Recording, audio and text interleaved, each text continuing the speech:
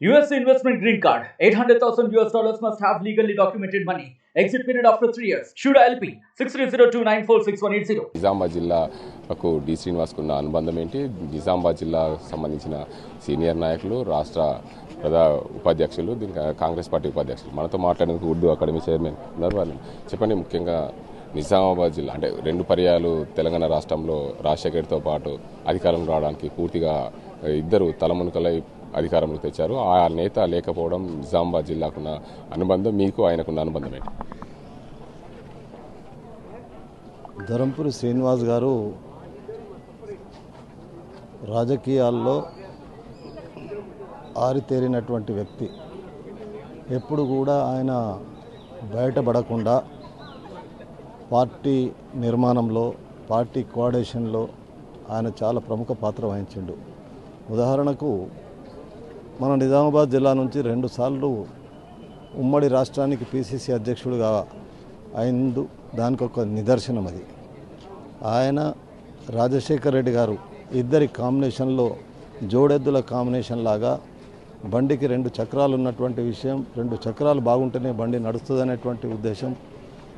ఆ ఉద్దేశంతో జాతీయ నాయకత్వం కూడా ఆయన మీద పూర్తి విశ్వాసం ఉంచింది.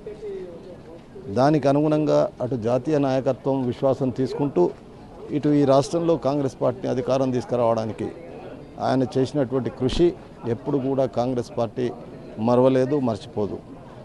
మాకు శ్రీనివాస్ గారికి ఉన్నటువంటి సంబంధం గత 45 సంవత్సరాలుగా, నేను మొట్టమొదట యువజన కాంగ్రెస్ జిల్లా కార్యదర్శిగా అయిన తర్వాత ఆయన అప్పుడు బ్యాంకు ఉద్యోగి.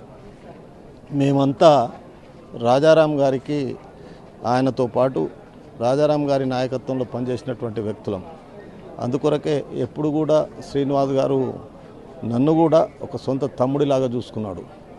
ఉదాహరణకు ఆయన 1989లో పోటీ చేసినప్పుడు నిజామాబాద్ అర్బన్ నుంచి నన్ను పిలుచుకొని వాళ్ళ తల్లి దగ్గరకు తీసుకెళ్ళి చెప్పిండు, మేము 3 అన్నదమ్ములం కాదు, మేము 4 అన్నదమ్ములం.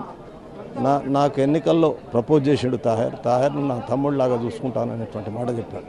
ఆ మాటను మేము ఎప్పుడు మర్చిపోము, మరవలేము. కానీ పార్టీ పటిష్టత కొరకు ఆయన చేసినటువంటి కృషి, ఆయన వేసినటువంటి పునాది ఇప్పటికి కూడా ఈ జిల్లాలో పటిష్టంగా ఉంది, గట్టిగా ఉంది. మాకు విశ్వాసం ఉంది శ్రీనివాస్ గారి యొక్క అడుగుజాడల్లో నడవడానికి ఈ జిల్లా కాంగ్రెస్ యావత్తు ప్రయత్నం చేస్తుందనేటువంటి విశ్వాసాన్ని ప్రకటిస్తున్నాం. నిజామాబాద్ జిల్లాకు తీరని లోటు. నిజామాబాద్ జిల్లాకు సంబంధించిన సీనియర్ నేత ధర్మపురి శ్రీనివాస్ లేడనే మాట మేము జీర్ణించుకోలేకపోతున్నాము. ఆయన నాకు 45 సంవత్సరాలుగా తెలుసు. ఆయన లేని లోటు నేను జీర్ణించుకోలేకపోయాను. ఆయన అడుగుజాడల్లో నిజామాబాద్ జిల్లాలో కాంగ్రెస్ పార్టీ ముందుకు తీసుకొస్తాం. అదేవిధంగా రాష్ట్రంలో ఆయన చేసిన సేవలో ఎనలేని, దేశంలో కూడా గుర్తింపు పొందిన నేతగా ఎదిగారు. డి శ్రీనివాస్ లేని లోటు నిజామాబాద్ జిల్లాలో కొట్టేసినట్లు కనిపిస్తుంది. అదేవిధంగా నిజామాబాద్ జిల్లా ప్రజలకు ఎంతో రుణపడి ఉన్నాడు డి శ్రీనివాస్. అందుకోసమే నిజామాబాద్ జిల్లా ప్రజలు ఆయనని గుర్తుంచుకుంటారు. నిజామాబాద్ జిల్లా ప్రజలు ఆయనకు రుణపడి ఉన్నారనే మాట చెప్తున్నారు. ఏదేమైనప్పటికీ నిజామాబాద్ జిల్లాకు సంబంధించిన ధర్మపురి శ్రీనివాస్ లేడనే మాట జీర్ణించుకోలేకపోతున్నా చెప్పచ్చు. మరిన్ని వీడియోస్ కోసం ఛానల్ ని సబ్స్క్రైబ్ చేయండి. లేటెస్ట్ అప్డేట్స్ కోసం వాట్సాప్ ఛానల్ ని ఫాలో చేయండి. అండ్ లింక్ డిస్క్రిప్షన్ లో ఉంది.